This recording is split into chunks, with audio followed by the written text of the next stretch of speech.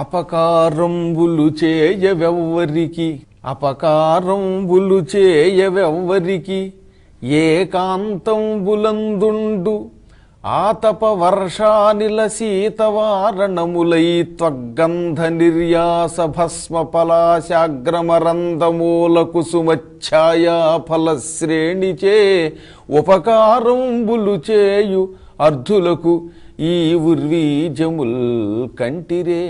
శ్రీకృష్ణ పరమాత్ముడు భాగవతంలో దశమస్కంధంలో బృందావనంలో బలరాముడితో అన్న మాటిది. అన్నయ్య, ఈ అడవిని చూసావా? ఈ అడవిలో ఉన్న చెట్లన్నీ ఎవరికి అపకారం చెయ్యవు, ఏకాంతంగా ముక్కు మూసుకుని తపస్సు చేస్తున్నట్టుగా కనిపిస్తూ ఉంటాయి.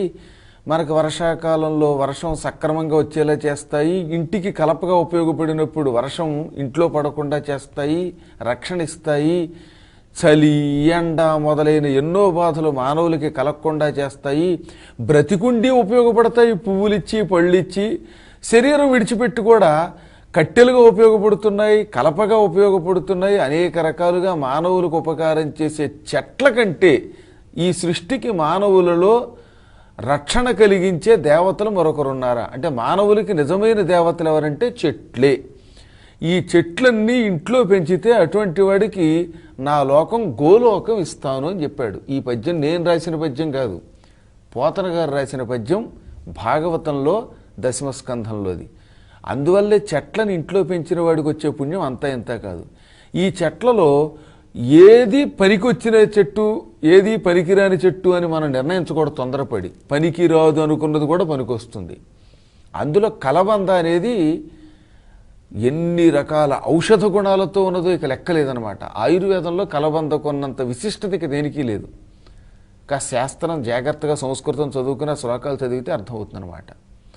ఒక్క ముక్కలో చెప్పాలంటే కలబందని నడిచి ఇంట్లోకి వస్తున్నటువంటి 33 కోట్ల దేవతల స్వరూపము అన్నారు.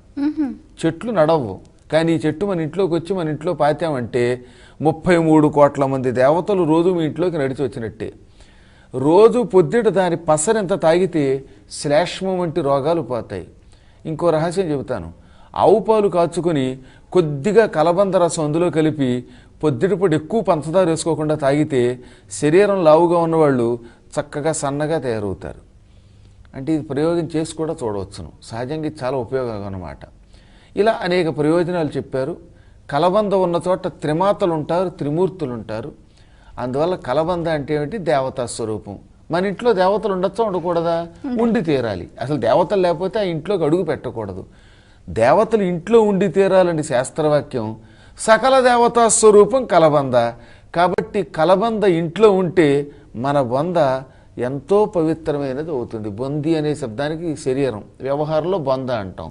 కాబట్టి కలబంద మన బొందకి ఆరోగ్యాన్ని ఇచ్చేటటువంటి గొప్ప మందు, దేవతా స్వరూపం. నిశ్చింతగా ఈ మొక్కని ఇంట్లో పెట్టి అట్టే పెట్టచ్చు. వేళ్ళు పైకున్నా కూడా పెరుగుతుంది దాని గొప్పతనం. భూమిలోనే పాతక్కర్లా. మీరు ఎప్పుడన్నా చూడండి కావాలంటే, ఇంట్లో ఇలా పూర్వం వేళ్ళు పైకి కొమ్మలు కిందకి ఉండేలాగా ఇంత తలవ మట్టల్లో ఉంటాయి కదా చెట్లు, తలకిందులుగా వేళ్లాడదీసినా బతుకుతుంది పాపం అది.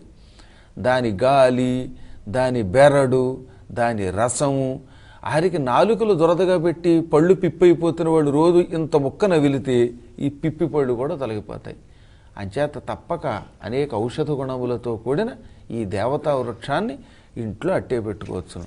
ఒక్క ఆముదం చెట్టుని, కుంకుడు చెట్టుని మాత్రం ఇంట్లో పెరట్లో పెంచొద్దన్నారు.